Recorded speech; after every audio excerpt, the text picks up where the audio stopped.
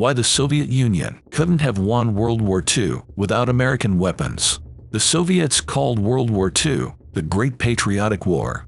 In their interpretation, it lasted from 1941 to 1945. They took credit for a great victory. But here's the truth. The USSR heavily relied on the US Lend-Lease.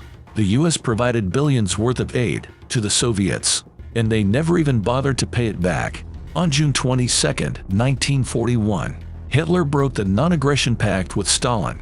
He invaded the USSR after 2 years of dividing Europe.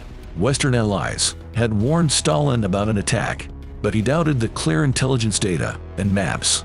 To help the USSR, the US extended the Lend-Lease Act. This allowed arming allies without direct involvement in the war. The aid started as early as October 1941. The act remained in effect until September 20, 1945. The US provided weapons on 2 conditions. 1. They should be returned, if not destroyed.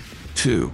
Americans gained the right to lease naval bases in Allied territories. In total, the US provided its allies with $50.1 billion. Out of this, the UK received $31.4 billion. But after June 1941, Winston Churchill forwarded most aid from allies to the USSR. The USSR received the second largest amount, $11.3 billion. Assistance included 3.7 million car tires, 300,000 trucks, and 90 cargo ships. The US supplied 7,000 tanks and 14,700 aircraft.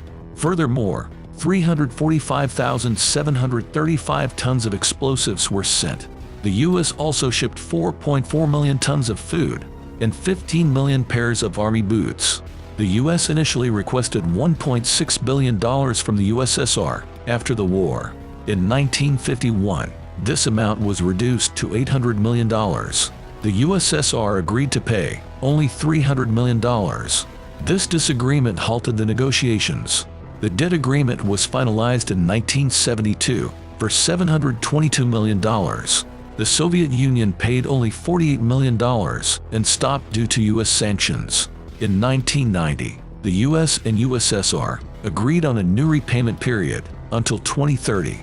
By 2003, Russia still owed another $100 million. Soviet textbooks completely ignored Lend-Lease aid. Modern Russian textbooks downplay it too. Stalin's assistance to Hitler is rarely mentioned. There's also no mention of both the USSR and Germany occupying Poland in 1939. The truth is, they even held a joint military parade. In fact, Stalin and Hitler were allies. From 1939 to 1941, the Soviet Union supplied Germany with arms and intel. Stalin even provided the Nazis with a radio station in Minsk. It guided German bombers to Polish cities. Winston Churchill himself wrote of this.